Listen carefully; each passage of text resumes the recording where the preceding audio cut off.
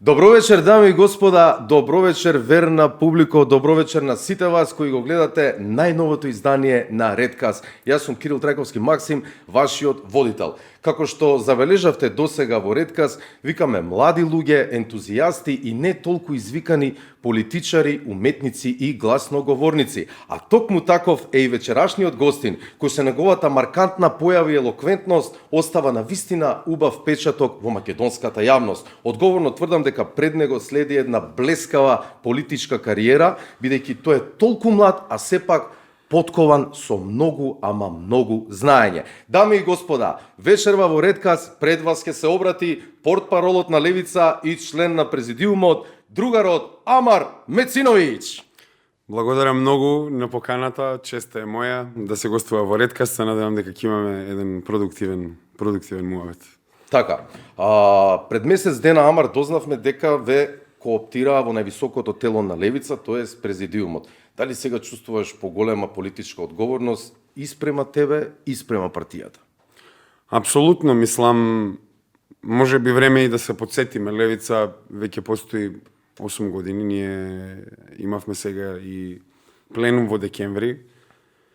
Наскоро ќе бидат и 10 години од постоењето на Левица. Мислам дека имаме едни неверојатни 10 години. Мислам, со која веќе ќе се финишира сето тоа, ќе имаме едни неверојатни 10 години, каде од едни активисти, од едни здруженија антимилитаристички, од едни здруженија за социјална правда се формира партија која еве веќе гледаме дека успева да се наметне, на вистина да се наметне како анти-естаблишмент партија, што од секогаш беше идејата, нели, како од граструт движење да стане мас партија, една народна партија која ќе цели да ја освои власта. И нормално честа е огромна и одговорност е огромна, затоа што иако целта од секогаш била јасна, сега целта веќе можеме и да ја видиме. Целта пред се била пасокизација на СДСМ. Тоа е всушност истискање на СДСМ од левиот политички блок и замена на една анахрона, една истрошена социјалдемократска платформа која е ни социјална, ни демократска, туку едноставно лажна, да се замени со една здрава социјалистичка платформа, една платформа на рамноправност, една платформа на државност која Македонија ја има и во својата традиција, така да одговорноста е голема. Јас, мислам, мојот пат до овде почнува со тоа што јас на 19 години сум еден од првите 1000 подписници за формирање на Левица, значи тогаш доста млад. Сега веќе еве имам чест и да влезам во президиумот на Левица, така да тоа е за мене нели голема чест и само барем јас осеќам дека од се ова осеќам барем, не знам како да ви кажам, само поголема одговорност и поголем некако едноставно повеќе се очекува од мене и мислам дека тоа е тоа што се бара од мене, да одговорам на тој предизвик. Така, ќе имаме ли честа да ни откриеш колку години има сега Амар Мециновиќ? Јас сега имам 27 години, значи Само 27 години? Само 27 години. Јас сум па тоа е интересно, еве, затоа што ме праша колку имам години. Така се погодија работите, јас можеби сум значи има и други, еве има, значи претседателот на Унијата на млади сили на ВМРО ДПМН е мои години. А мете, ајде да кажеме, јас сум дел од некоја сениорска политика, така да мене ми е голема честа што можеби од мојата генерација сум еден од првите, ајде да кажеме, кој се наметнува во политичкиот дискурс. И јас сум дел од генерација која нема избор. Тоа е целата работа. Значи, дете на транзицијата. Апсолутно, јас сум роден 96-та, цела моја генерација на нас младоста ни помина во еден филм, не знам како да ви кажам, значи нашите родители беа прелажани дека ние ќе живееме подобро. Знаете, ако ги прифатат сите тие вредности, ако го прифатат Западот, ако тргнат по тој пат, дека нивните деца ќе живеат подобро. Нивните деца сме ние. Ние не живееме подобро. Ние живееме полошо од нашите родители. А тоа што успеа да направат со тоа е од нас да создадат исконски непријатели, кои на крај ќе им пресудат. Да тие што го создаа ова статус кво. Така да едноставно не знам, можеби, нели, 27 години звучи малце, но јас верувам дека јас и целата моја генерација е многу повеќе од спремна да ги промени работите во оваа држава. Амар, кажи ми, како реагира блискиот круг на пријатели со ова што ти го правиш? Еви и твоите родители. Дали имаш поддршка од нив? Има еден стих од Кочо Рацин, нека не се грижи мајка ми, оти сепак ние ќе победиме. Значи, Тоа не води, не знам како да ви кажам. Значи, ова е една немилосредна битка, затоа што нашите непријатели го имаат сето оружје на располагање, сиот финансиски безбедносен капацитет. Нашето оружје е нашата бестрашност и нашето оружје е тоа што ден за ден ние се поголеми и поголеми стануваме. Значи, нашата структура е распространета низ цела Македонија и веќе оваа идеја живе. Оваа идеја веќе не е само еден човек, не се 5 луѓе, не се 10 луѓе, оваа идеја станува дел од народниот гений. И затоа не се плашиме, затоа што нас не штити тоа што сме, мислам, дел од народот и едноставно нашата идеологија, нашата битка веќе еднаш победила во историјата, така да тоа само ќе се повтори. Така, те гледам дека неуморно работиш и цело време си на многу страни, еве сега нели и си кооптиран во президиумот на Левица. Од каде таа енергија? Што правиш? Спиеш ли некогаш? Па, се има енергија, нормално дека се има енергија, посебно на мои години, мислам, се има енергија. Само знаете, не сум јас ништо привилегиран, веруете, луѓе на мои години работат две работи. Значи работи како келнер една смена, после работи втора смена. Таа енергија од каде има на луѓето. Токму значи, тоа сега да те прашам. Тоа да го прашаме, значи на мои години нормално дека ќе имаш енергијата, ама за мене не е прашањето. Ајде, јас го работам ова. Дајте да се фокусираме на тие луѓе што на 27 години се приморани да работат по 12, 13, 15 сати. Тоа е работа. Така да мојот одговор е во суштина да имам енергија, ама не е ништо поразлично од луѓето од мојата генерација кои може би на мене е голема одговорност, ама тие луѓе едноставно работат и понижувачки работи кои им го убиваат духот, работи кои им го убиваат потенцијалот, а сепак работат 13-14 сати. Така да моето прашање од каде е нивната енергија? Тоа е можеби по конкретно. Инаку за мене се тера тоа. Се тера, кажи ми, приватен живот, одиш ли некогаш во диско, излегуваш ли навечер или немаш време за тоа? Многу ретко, да. Да, тоа дефинитивно. Значи, социјалниот живот малку ми е сведен на минимум, дефинитивно. Но поготово сега пред избориве. Да, апсолутно, но тоа се некои жртви кои се подразбираат. Значи, ние не сме тука да бидеме вакво, да правиме шоу, ние сме тука за да освоиме власт и да ја вратиме во рацете на работничката класа на Македонија како државотворен елемент на оваа држава. Така да тоа се некои концесии кои ги прави човекот во животот, кои на крајот на денот дури не знам, не ги обмислувам. Да, смешно е, окей, не излагам, ама не ги обмислувам тие работи, затоа што едноставно на мене пак, еве, како го почнавме муабетот, одговорноста е сега поголема, така да треба да се одговори. Ја жртвуваш младоста за Македонија. Па, така се погоди, апсолутно, да. Ај, ќе уживаш кога ќе постанеш млад. Во убавините се на надевам, нашата земја. Знаеш како? Еве мојата идеја уствари. Сега се арчиме за да дочекам после на стари години социјализам и да не му ја мислам, тоа е работата. Ајде малку сега едно посериозно прашање да го наречам. Нели Левица прва излезе со свој председателски кандидат, тоа е професорката Билјана Ванковска. Ви следи собирање на потписи. Дали мислиш и колку сте спремни дека може да ги соберете? Значи вака, собирањето на потписи почнува од следниот петок. Значи од следниот петок и ќе трае до 8 март, значи од 23 февруари до 8 март. Ние излеговме први со кандидатот, знаеме зашто излеговме први и од извори од другите партии кои до нас доаѓаат, веруете им ги помативме сметките, им ги помативме малку проекциите, идеите за кого ќе кандидираат, сега веќе мораат да размислат посериозно затоа што нашата кандидатка е неверојатно квалитетна кандидатка. Значи Да, ми беше гостинка, не знам дали. Да, мислам и вие знаете, и цела јавност знае за незината, мислам, интелектуална способност, интегритет и се така понатаму. Но и со политичкиот авторитет кој нели го наметнува. Така да верувам дека народот ќе се поистовети со нашиот кандидат, особено дека ги артикулира работите кои целата јавност ги мисли. И веруваме дека нашата кандидатка не само тоа, туку дека ќе растури на дебатите против другите кандидати. Ќе ви кажам зошто, затоа што тие луѓе бранат неодбраниви идеи. Тоа е работата. И затоа Билјана Ванковска ќе биде најуспешна на дебатите, но пред тоа нели влегуваме во процес на собирање на потписи.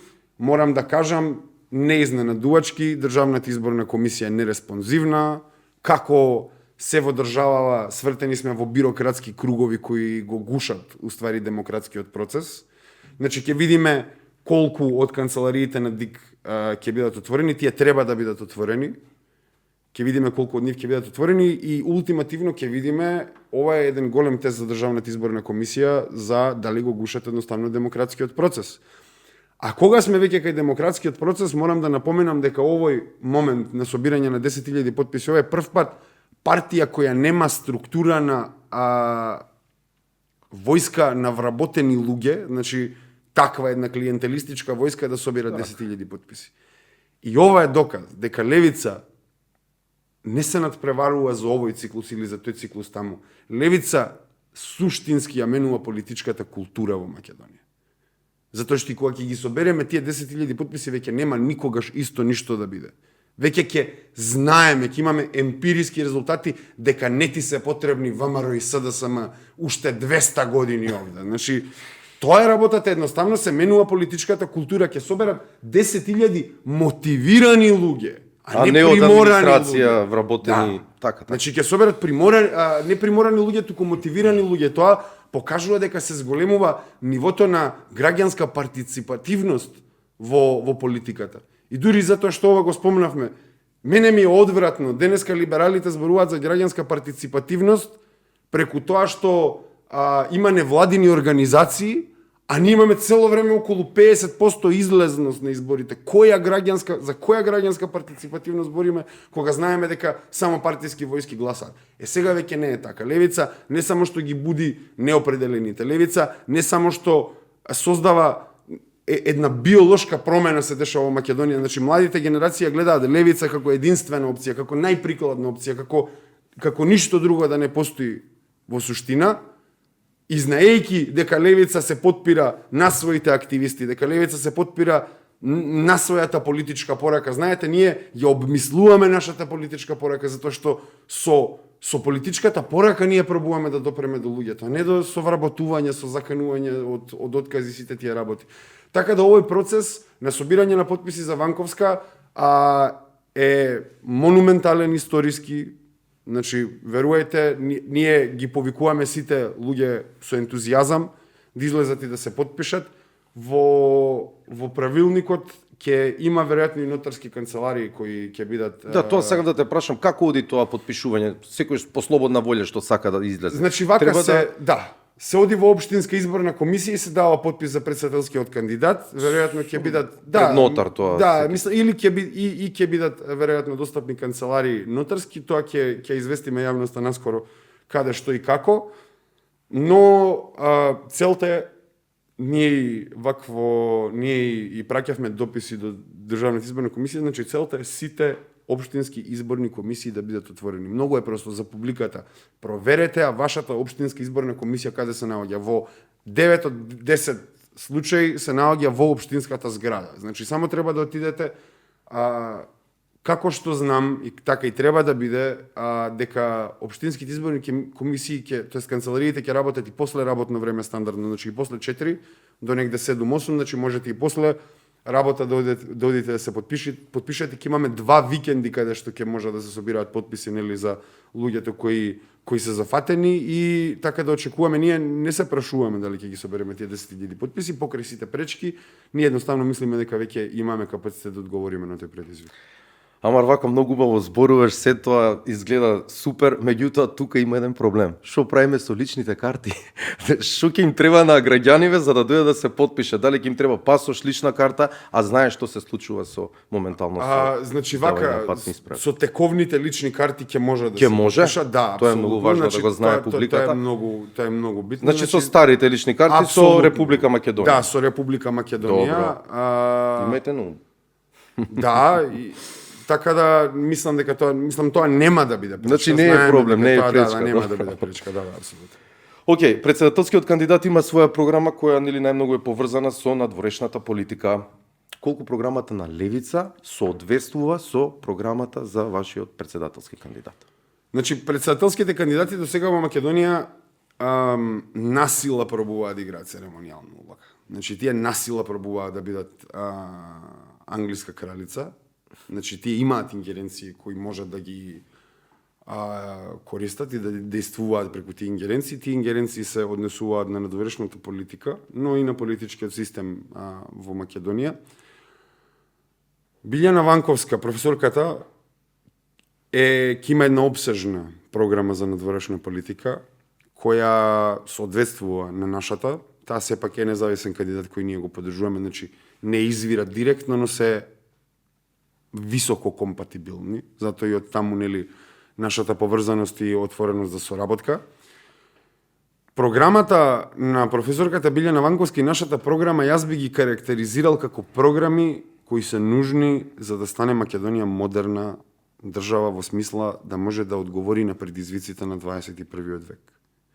Значи, овој тип на надворешна политика што го водат сегашните политички партии кои се блиску до власти, кои претендираат да дојдат на власт, е една политика која веќе нема простор во светот. Тоа е политика од 90-тите, тоа е Тони Блеровска политика, тоа е политиката на инвазија на Ирак, тоа е политиката на сквернавање на меѓународното право и тоа е ултимативно политика на подчинување на помалите држави на поголемите држави. Тоа е еден ланец кој не престанува. Значи, верувајте, ние овде имаме дефинитивно најголемо влијание од австријски капитал и од германски капитал, ама гледате како Германија не може да ги заштити своите интереси во однос на американските интереси. Така да тоа е едноставно една политика на подчинетост на посилниот кон послабиот за нели на самиот врв да има еден левијатан кој ја диктира целата траекторија по која се движиме. Сега веќе не е така, сега влегуваме во доба на мултиполарност која сакам да потенцирам за публиката. Ние сме земја од 2 милиони луѓе.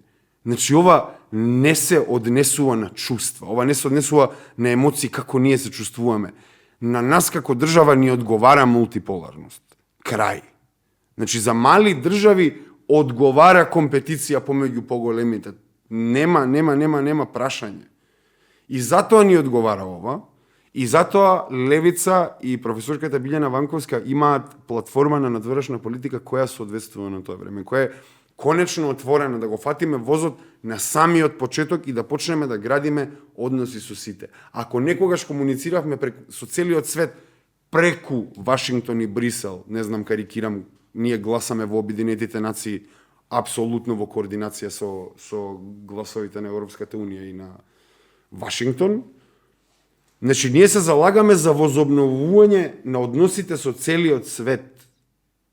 Значи, зборуваме за Блискиот исток, за Северна Африка, за Субсахарска Африка, за Централна Азија, за Далекиот исток, за сите тие работи. Ние зборуваме не за стратешко партнерство со САД само. Значи, ние зборуваме за стратешко партнерство со сите постојани земји членки на Советот за безбедност на Обединетите нации.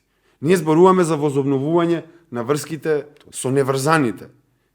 Значи, тоа е едноставно играње на картите правилно.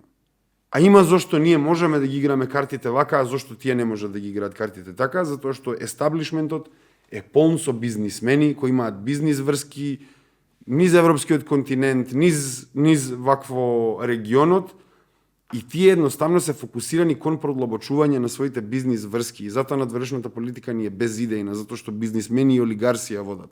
Едноставно Македонија нема ни национална буржоазија за да ја заштити за да го заштити нашиот интерес. Така да едноставно ние одговараме на времето пред кое сме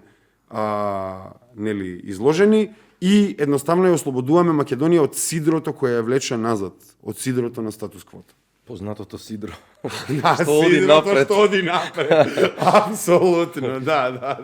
Знаеш, Амар, имам чувство дека еве досега со овие председатели што беа во Македонија, нели? И се уште се актуелни. Дека некако немаат многу правни инструменти. Знаеш, тука се доаѓа до впечаток дека кој е премиер, тој одлучува највеќе, нели, со неговите пратеници во неговата влада. Мислиш ли дека еден председател може да направи повеќе за својата земја, што досега нели не е тоа многу актуелно и не се покажа на дело? Мене разумот ми вели да, ама ајде да Зошто пробаме да го одговориме. Зошто не е председател ова? кога премиерот одлучува се реално? Ајде да пробаме да го одговориме. Зошто не е председател кога премиерот одлучува се реално? Ајде да пробаме да го одговориме. Ајде да пробаме да го одговориме. Ајде да пробаме да го одговориме. Ако го гледаме Георги Иванов, дори беше Никола Горевски, кажеме, нема никакви ингеренции председател. Како да нема председател? Па после кога дојде СДСМ, кога кохабитираа со Георги Иванов, они преспански договор си го направија без председател, Да. отиде во службен вестник, се објави без подпис на председател, во тој момент па делуваше како воопшто да нема председател од нели ингеренции. Дух. Па сега го имаме Пендаровски. А ако Пендаровски го следиме, ќе помислиме еден ден има, еден ден нема. Да, знаете, Ингеренција излезе со председател, некоја изјава, да кажем. Значи, тој е човек кој денеска излага, поддржува закон, утре не го поддржува, сака да го подпише, неќе да го подпише, еднаш му смета злоупотреба на европско знаменце, еднаш не му смета. Да. Што ни кажува се ова? Што ни кажува се да. ова? Дека тоа се слаби личности, не се државници и не се лидери. Просто не ги користат своите ингеренции. Ингеренциите постојат, тие не можат да наметнат политичка волја, а и тоа е затоа што едноставно не знам како да ви кажам, значи народот тие идат таму наводно и се губат и као народот не ги гледа Да, воопшто. си седи таму, си ужива, си се шета. И тоа е еден тип, јас не знам како политички азил да е уствари, не знам. Као да иде у затвор да речеме да, таму, да. седи го чуваат војниците и тоа, јас сум председател. Апсолутно, така да у суштина тоа се сведува на тоа дека тие луѓе стануваат председатели и си ги уживаат привилегиите, си ги уживаат да се шетаат затоа што председателот има таква нели функција на Па тоа зборам позитивност на такви работи, председател. ами тоа си го прават си да се шетаат со деца со по музички академии даваат Да, награди, одликувања, ордени. Да, значи тоа е тоа. А за Пендаровски конкретно, мислам ако го пратиме неговиот случај, не знам како би ја карактеризирале Македонија. Дали има председател воопшто е прашањето. Мислам сега да не остане вака да виси работата.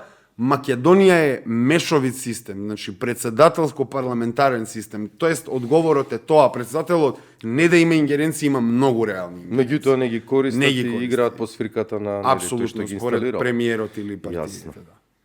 Добро, ајде Маце да ми дадеш едно конкретно мислење за ставот на левица кон Европската унија и влезот во НАТО.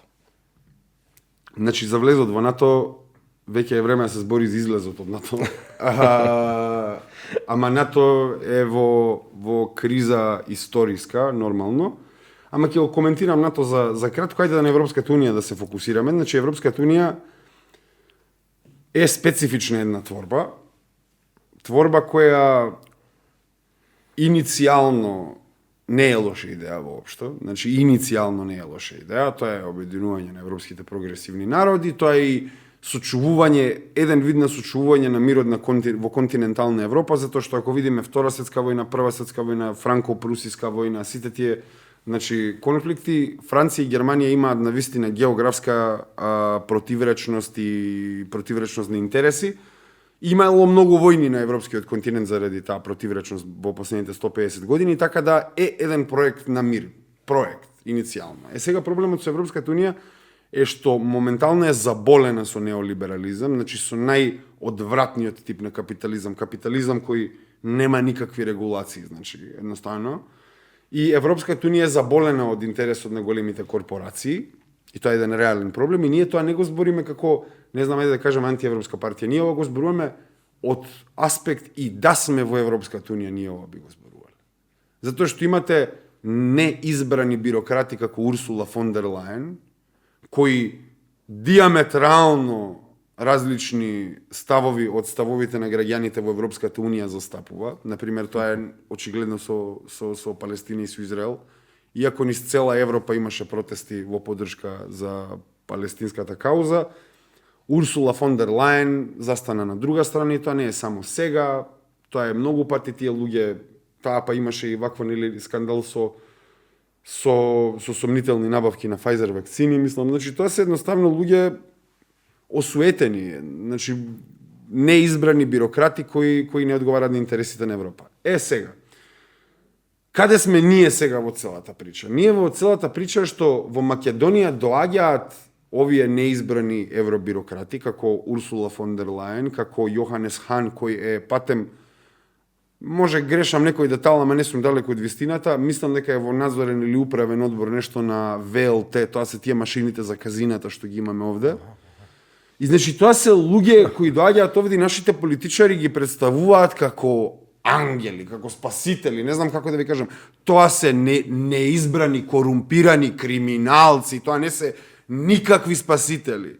Европскиот народ не ги избрал тие луѓе.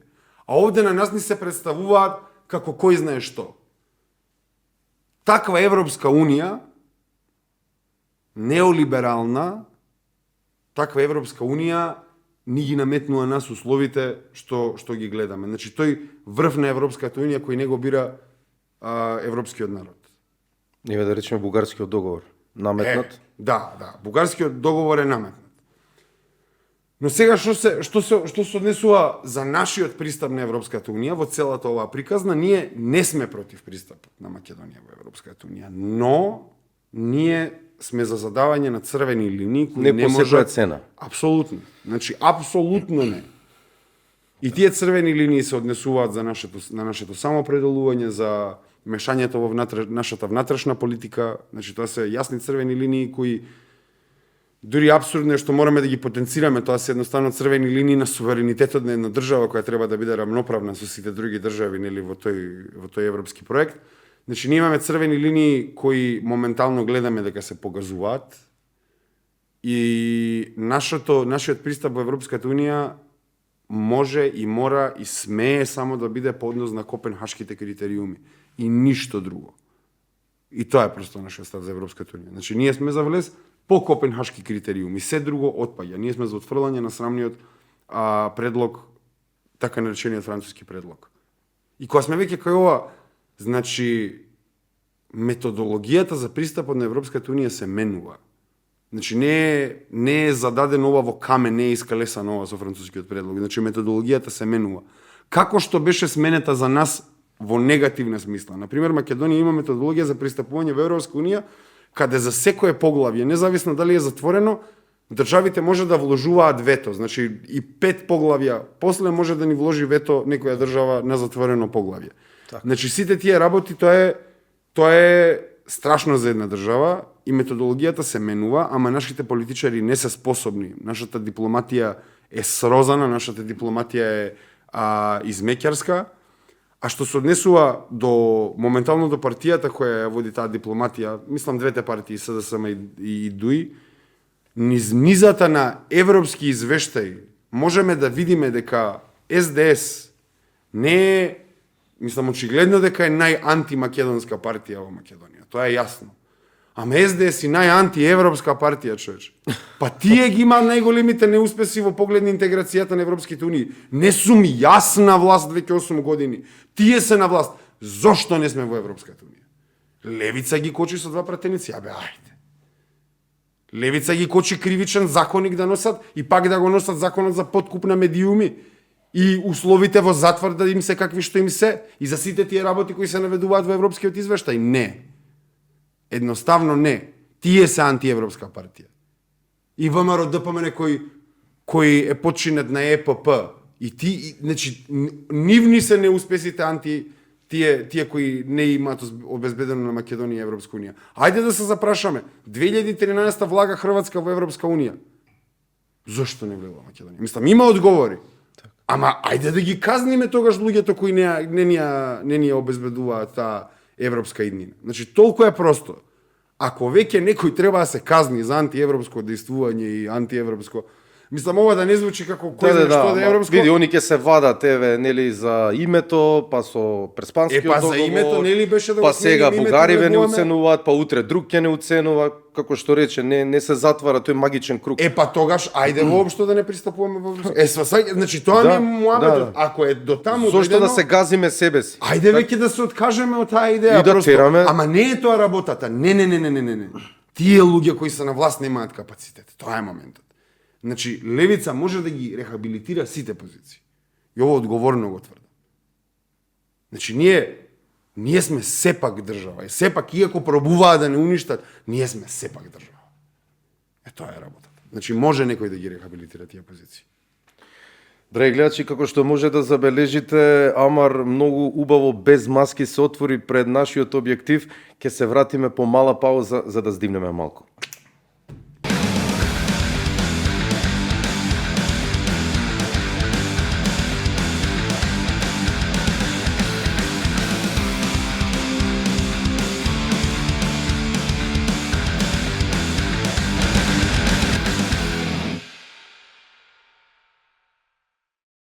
Еве, драги гледачи, се враќаме по краткиот джингл повторно во ретка со мојот прекрасен соговорник Амар Мециновиќ.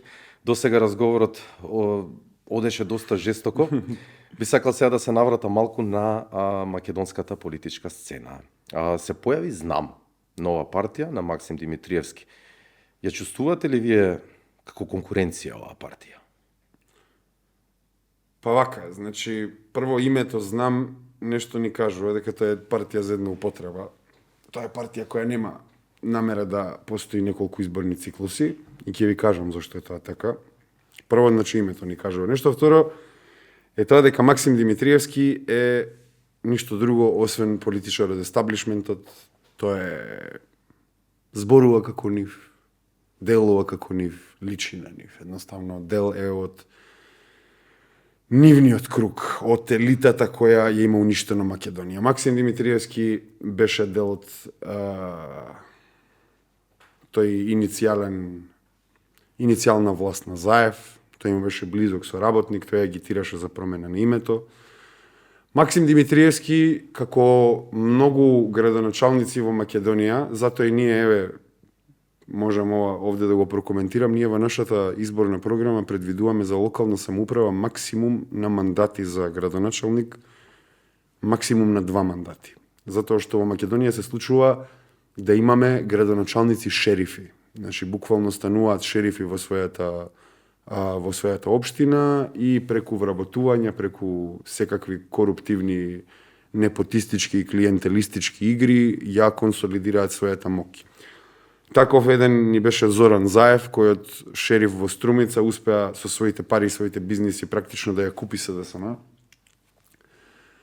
Таков е, имаме градоначалник на Петровец, кој многу мандати е таму, значи го имаме во Кавадарци, имаме таков градоначалник, значи тоа се градоначалници кои се силни во своите градови. Максим Димитриевски е таму со цел, значи неговата политичка игра има цел, а тоа е да се ублажи поразот на СДСМ на овие избори. СДСМ, доколку отиде во опозиција, најверојатно ќе отиде во опозиција после следните избори, СДСМ има лешинарска игра за превласт во своите редови. СДСМ е партија на фракции која едвај ја држи заедно власта која имаат. И СДСМ во опозиција ќе испука по шавови. Максим Димитриевски ќе биде претендент за лидер на СДСМ преку Знам. Максим Димитриевски има за цел да го преземе кормилото на СДС после овие избори. Затоа е Знам партија за една употреба.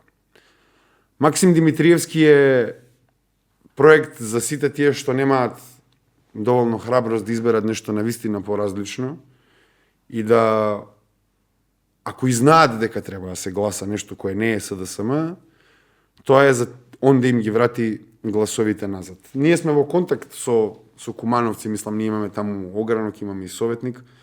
Верувајте дека веќе во овој втор мандат се гледаат недостатоците за целата јавност. Кумановци веќе се уверени во неговите намери. Значи, во Куманово луѓето јасно име со каква политичка платформа Максим ќе настапува. Но во остатокот на државата, преку медиумско покритие, преку бустирање, преку наметнување, Максим Димитриевски почнува да се шири како некоја алтернатива на СДСМ. Но крајно, значи ова е една голема увертира, но крајно нас не дефокусираат овие обиди на елитата за политички маневри. Нас не дефокусира кој сака, не СДСМ, не Максим. Либерално-демократски, социјал-демократски, што сакаат, какви партии нека сакаат, нека формираат, левица ќе стане доминантниот фактор на левиот политички блок. Ние сме уверени во тоа. Затоа што оваа политичка идеја ние која ја нудиме, таа не можеш да ја исфејкаш. Не можеш да исфејкаш дека не си естаблишмент, како што не можеш нели спротивно. И сега ќе дадам еден пример. На 4 февруари ние бевме на гробот на Гоце Делчев за нели да се отдаде почит за денот на раѓањето на Гоце Делчев. И како што јавноста беше запознаена, оваа година власта си направи прослава во својот тесен круг и не ги покани, значи ни граѓанските здруженија, ни политичките партии, значи едноставно направи една своја забава, своја фешта, би рекол, нешто што далеку од прикладно. Таму беше присутно бугарското воено аташе и така натаму, но беше присутен и Максим Димитриевски. Зошто е Максим Димитриевски повикан на затворена забава на владата? Јас го нарекувам тоа забава затоа што е забава, тоа е забавување. Тоа не се е... случува во некој објект, во некој хотел. Во црквата Свети Спас. Там, на да, значи Максим Димитриевски беше таму. Ние, јас суште Саша Јанчев, член на Централниот комитет, и Реджеп Исмаил Хактар, член на президиумот, ние бевме таму. Буквално беше ставено, на кале беа ставени барикади, за да не може луѓето да пристапат таму. Бевме некои 150-200 души на барикадите, имаше тука, беше ЕБР, не знам, интервентна, ова, она, кој знаеш, голорак народ со цвеќиња човече стоеше на барикадите. И само сакаше да пристапи таму да одаде почит. И седевме саат и пол на барикадите и во 10 и пол часот, значи ние сме тука на барикадите со народ, и во 10 и пол часот доаѓа од таму пасат луксузен и се паркира вака на барикадите, се спушта огледалот и Максим Димитриевски, значи од привилегираната страна доаѓа и вика на народот: немајте се секирате, следната година нема да биде вака. Тоа е, не можам да ви го опишам како може да продава таков филм. Значи тој што ќе биде поразлично, човече? Зошто си ти таму? Зошто си ти на таа страна? Зошто не си на страната на барикадите ако мислиш дека следната година нема да биде така? Јас, ова не е работа да кажам дека левица била таму, ама беше, едноставно беше. Има зошто ние не бевме поканети таму, а Максим Димитриевски беше поканет таму. Има зошто Максим Димитриевски дојде со луксузен пасат да продава филма. Има зашто ние се вртевме, идевме горе, па ни кажува идете доле, па ај се, а пак горе. Значи, си играа со нас како со сите граѓани. И има зошто. Тоа е работата. Така да ние не го гледаме никако конкуренција, туку го гледаме едноставно како еден трик. Еден магиски трик на елитата, да. Амар, ни предстојат избори. Како левица се спрема во предизборието? Мислиш ли дека ќе има притисоци, валкани кампањи, уцени, кршење кути, тоа полнење кути? Па, значи, можеме да очекуваме нерегуларности, можеме да очекуваме неправилности. СДСМ, ВМРО, ДПМН, ДУИ и албанската опозиција, значи тоа се партии кои веќе имаат разработена шема за субверзија на изборниот процес. Како оди тоа полнење на кути? Не можам... Со многу, на многу начини. Значи, ние тоа што вакво веруваме, ние левица ќе има своји наблюдувачи на изборните места, ние ќе пробаме да дадеме се од себе, веруваме дека со нашиот капацитет да ги покриеме на местата со наблюдувачи, дека тоа ќе има позитивен ефект за спречување на било какви нерегуларности. Тоа што можам да го порачам е дека што е поголема излезноста, тоа е потешко да се прават малверзации со гласовите. Затоа, следствено, мојот повик е до граѓаните за масовна излезност, затоа што со масовна излезност се отежнува можноста, се отежнува процедурата за субверзија на изборниот процес и ултимативно поголема излезност значи и помал сразмер на гласови за партиите кои веќе имаат војски на гласачи. Така да, пак, ако сакаме да видиме еден чист, фер и коректен процес, на нас како партија да обезбедиме наблюдувачи, на граѓаните политичката одговорност е да излезат во што поголем број да гласат. Така, околу кампањата на левица, дали ќе има, нели како тие што ги нарекуваат митинзи, нели, знаејќи дека левица нема некој голем буџет како помала партија, знаеме какви циркуси се случуваат со поголемиве ВМРО СДС, нели, нарачуваат огромни бини, па пејачи, па не знам, огномети, тоа све да изгледа спектакуларно. Како левица ќе настапи? Левица, заради играта на случај, ние сме приморани да бидеме иновативни во нашиот пристап и тоа е можеби благослов во... Креативни. Да, креативни, апсолутно, и од ништо да направиш нешто. Да, значи вие знаете, мислам тоа е јасно за целата јавност, ние сме под речиси цела медиумска блокада, ама тоа не се испоставило дека е за нас можеби продуктивно, затоа што ние они научат да се логираат на Facebook, па после ќе сватат дека не ни требаат Канал 5 и Сител и Телма и сите национални телевизии. Значи, нашето действување е креативно во поглед на присуството на социјалните медиуми, значи ние таму доминираме, инвентивни сме во начинот како што делуваме теренски, значи работата е нашиот недостаток на присуство на сите национални телевизии, значи од МТВ сите понатаму, нашето неприсуство таму не натерало да бараме иновативни начини. Така и недостатокот на буџет ќе го компензираме со креативен пристап, а и на крај морам да потенцирам и да се заблагодарам за големиот број на активисти кои Левица ги има и кои ќе бидат спремни, таму, апсолутно кои ќе бидат спремни да го обработат теренот на еден многу квалитетен начин и ние сме веќе, мислам, имаме кампањски цели, имаме кампањски задачи, имаме кампањска временска рамка, значи цела структура практично е спремна за овие избори и ние сме многу уверени. Дури знаете како јас мислам дека понекогаш јас ќе признам пред камера, јас сум конзервативен во моите проценки секогаш, навистина сум конзервативен во моите проценки, но понекогаш мислам дека можеби сами ќе бидам изненадени од резултатот кој што ќе го имаме на следните избори, значи навистина се чувствува еден црвен бран, би рекол, во македонското општество, значи се повеќе и повеќе добива моментум, нели, Левица, тоа е евидентно, така да спремни сме нели и на поголем број претеници и сите тие работи. Мислам во тој случај спремни сме да преземеме одговорности за формирање на влада и се што следува по тоа. Така, ајде малку околу Советот на град Скопје. Ти си дел од Советот, нели? Веќе 2,5 години таму. Како се сноѓате со вашата група на советници, знаејќи дека таму имаше многу проблеми минатиот период? Нешто што ми е најсвежо во меморијава е за ЈСП, нешто. Знам дека имаше штрајк, неќеа да возат. Да. Значи, јас сум 2,5 години во Советот на град Скопје и имам неколку констатации. Првата моја констатација како скопјанин, значи како човек од Скопје, е дека дефинитивно тоа што се разговара во Советот на град Скопје и што се одлучува нема благе везе со потребите на луѓето во Скопје. Значи, дефинитивно. Ние во овој мандат, во мое гледиште, е најдисфункционалниот мандат кој Скопје некогаш го имал. Мнозинство консолидирано во Советот нема, иако морам да напоменам дека тоа што поминува во Советот, тоа што го гласаат двете најголеми советнички групи, тоа е ВМРО ДПМН и СДСМ. ВМРО ДПМН и СДСМ се доста координирани во би рекол во саботажата на пример на некои одлуки во град Скопје.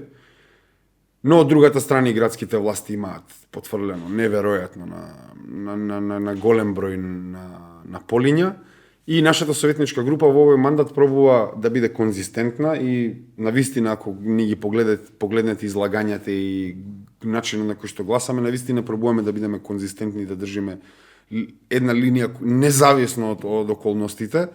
И стално нашата платформа значи била за работничките права, за подобрување и окрупнување на јавните капацитети, значи не на приватизација понатамошно, туку баш наспротивното, и на еколошки свесна политика во однос на состојбата каква ние во градот со загадувањето. ЈСП се испостави дека е најгорливиот проблем во целиот мандат и нашето позиционирање беше следно. Кога градоначалничката проба да раскрсти со приватните превозници, ние тоа го поздравивме. Затоа што приватните превозници прво откри криминал некој таму, како што знам. Знаеш како, само отворено ќе кажам, Даниела Арсовска откри криминал некој во МКЦ со келнери, па после ништо не испадна, така да не знам јас тоа искрено, ја можам да кажам од наша перспектива, значи дека ние го поддржуваме идеолошки и принципиелно раскрстувањето со приватните предвозници, затоа што нема град кај што има приватни предвозници на јавен превоз, тоа е апсурдна работа. Значи има јавен сервис за јавен превоз и тоа е тоа. Баш кога да зборуваме дека тие приватни автобуси се далеку понеквалитетни, во многу полоши услови се возат граѓаните. Несигурни во сообраќај. Нередовни во возниот ред. Јас знам, значи јас се возам цел живот со доста климави автобуси 19 и 9-ка. Значи не доаѓаат воопшто кога треба, не качуваат на една станица на втора, не симнуваат, па ќе дојде втор автобус, значи каша попара. Ама кога се зборува во Советот за јавниот превоз, цело време советниците велат, Средношколци се возат со јавен превоз. Абе, какви средношколци? 200.000 луѓе, 300 може се возат во Скопје со јавен превоз. Немаат сите автомобили, значи луѓе идат за минимална плата работат, и ако го имаат автомобил, на нив им треба јавен превоз. И еден ден на недостаток на јавен превоз има многу големи последици, значи и финансиски, и ментални, и здравствени по населението на Скопје. Ама тоа не резонира со советниците во град Скопје, затоа што генерално тоа се луѓе кои се добро ситуирани, кои доаѓаат од бизнис партии, некои биле пратеници, некои работи у МЕПСО, некои... Значи тоа се едноставно луѓе од високата класа и тие не резонираат воопшто со проблемите на скопјани. Ние го поддржавме раскрстувањето со приватните превозници, не се случи тоа. После поддржавме окрупнување на капацитетите на ЈСП, значи набавка на 250 нови екоавтобуси. Ние тоа го поддржувавме. СДСМ и ВМРО во континуитет тоа не го гласаат. Зошто? Затоа што ВМРО прво, откако се скараа со Данела, јас тоа стварно така го карактеризирам, човече, тие се скараа за нивни интереси. Ние не сме дел од тоа. И сега заради нивната караница, ВМРО ДПМН намерно го блокира набавувањето на нови автобуси, затоа што знае дека ќе се подлабочува кризата со јавниот превоз и дека луѓето ќе бидат незадоволни со јавниот превоз. Додека од друга страна СДСМ уште полицемерно поддржува набавка на нови автобуси само доколку се изгласа БРТ на Шилегов. Значи тие сакаат Говориме за таа зелена линија од Ново Листиче до Ѓорче, ама тоа е што се прекина, па сега гледам Данела пак сака да ја сака затоа што тоа е политичкиот договор со СДСМ, значи тука дефинитивно дека треба набавка на нови автобуси. А што кинескиве толку се распаѓаат више или? Па престари се, треба делови за сервисирање. Јас како што знам се раставуваат и нови автобуси за сервисирање на постари, значи состојбата се вадат делови од новите, се стават. Состојбата е катастрофални, треба нови автобуси, плюс треба се набават екоавтобуси, значи затоа што нормално технологијата прогресира и екоавтобуси мислиш на оние на струја што ќе се поврзат? Тоа се некои хибриди или електрични, тоа е работата, значи не се само на принципни инјекција на фосилни горива. Тоа е работата, да. Така да, окрупнувањето на автобусите не се случи. Во меѓувреме, ЈСП цело време останува без пари и останува вакво, работниците остануваат без плата. Ние го поддржувавме субвенционирањето на платите на работниците, затоа што за нас тоа е линијата. Работниците не смеат да останат без плати, а искрено, како се води предпријатието, се води како што се водело и до сега, едноставно ужасно. Тоа е факт. Јас не можам пред камера да кажам едноставно на луѓето во Скопје, окей, ситуацијата кога очигледно не е окей. Значи едноставно не е окей и гледаме дека јас мислам моите проекции како советник е дека состојбата нема да се подобри до 2025, едноставно во 2025 малце памет во глава за кој се гласа. На вистина го кажам, значи нема да се подобри ситуацијата. Ни у Совет, ни градската власт ќе подобри ситуацијата. Еве на пример најскорешен пример ние имавме барање за вонреден инспекцијски надзор на УСјЕ, на главниот загадувач во Скопје, без сомнежно, мислам, вака интуитивно, здраворазумски. Проаѓаш го гледаш. Да, го гледаш, тоа е моментот, да. И нашиот, значи, одговорот од градскиот инспекцијски надзор беше дека тие немаат таква лиценца да влезат во тој простор, дека тоа мораат од Министерство за животна средина да влезат. Па Министерство животна средина... Мислиш на налог, не може да влезе. Не може, да, немаат таква лиценца за тој инспекцијски надзор на таков капацитет и значи едноставно толку избирократизирано, све едноставно за да не може да се појде од појдовна точка, но. Тоа е затоа што нема политичка волја. Значи да има политичка волја, да некој сака тоа да го направи, тоа ќе се направи, затоа што како што има инструменти да се заокружи работата, има инструменти директно се постави. Затоа на вистина, значи како Скопјанин овој мандат ќе го карактеризирам како не знам, едноставно мандат каде што сите наши проблеми ќе продолжат да постојат. Енигма. Мандат енигма, да, дефинитивно. Колку луѓе брои советничката група на Левица моментално во град Скопје? Па, значи ние сме во овој момент 3 советници, а вакво ќе продолжиме ви велам, значи, капацитетот на советничката група на левица е тој во овој момент. Така со тројца советници може ли во овој нешто да момент се сме смени? Со 3 советници, па им Штом со двајца може у собрание, значи и овде може да се Па не, реагира. мислам, ние граѓаните гледаат како ние вакво ги застапуваме идеите на левица во Советот преку нашите излагања, значи тоа е моментот. Ние немаме пресудна моќ во Советот и од таму е мојот апел. 2025 на вистина да пазиме за кого гласаме, затоа што ултимативно ти треба доволен број на советници за да имаш одлучувачка моќ во Советот. Така, Амар, кажи ми, доколку левица дојде на власт, што прво ќе смени? Многу работи, Еве прво, тоа го интересира народ. Што ќе биде она, Значи, како да кажам, вака, јас не можам да бидам политички циркузант и да кажам еве ова мерка, можам да кажам постулати. Значи постулати кои се најважни. Значи прво расчистување со корупцијата и со криминалците. Значи левица има услови за коалицирање за влада кои подразбираат процесирање на кривичните пријави против Талат Джафери. Значи левица прво ќе ја придвижи работата во отстранување на неказнивоста. Значи криминалци треба да одговараат. Во оваа држава никој не одговара, човече. Никој не одговара за ништо освен за мали криминали. Значи првата заложба на левица е да се мислам нормално вакво во ингеренциите на власта, едноставно да се обезбедат едни услови во кои криминалците ќе одговараат. Втора работа е поништување на сите штетни договори за државата. Апсолутно сите штетни договори, ултимативно и поништување, тоест ништовност на нелегалните амандмани од Преспанскиот договор за враќање на уставното име Република Македонија. Трета работа е нашата економска платформа. Значи нашата економска платформа подразбира даночна реформа, значи да пристапиме одма кон даночна реформа, тоа што СДСМ го ветуваше и излажа дека ќе го спроведе, затоа што тие седат во скутот на бизнисмените и нормално дека нема да воведат прогресивен данок. Мицковски има хидроцентрали, има со струја работи овој другиот со солени. Како да ти воведе прогресивен данок бизнисмен? Значи, ние се залагаме за воведување на прогресивен данок. Тоа е третиот принцип. И четвртиот принцип е заштита на природните богатства на Македонија. Значи, нема веќе отуѓување, нема отуѓување на водите, нема отуѓување на ресурсите, тоа е тоа. Значи, тие се принципите. Затвор за криминалците, поништување на сите договори, правење на суверена политика и враќање на името на Република Македонија. Економска трансформација, даночна реформа, се тоа што имплицира и крајно неотуѓување на националните ресурси. Значи, тоа е многу просто да се разбери и да се види. Тоа е тоа што левица уште од првиот ден ќе работи мислам ќе се стреми кон остварување. Така, Амар, за крај секогаш ги прашувам моите гости, што ќе им порачаш на гледачите еве за предизбориево сега, да се разбудат, Да излезат да гласат. да излезат тие неопределените.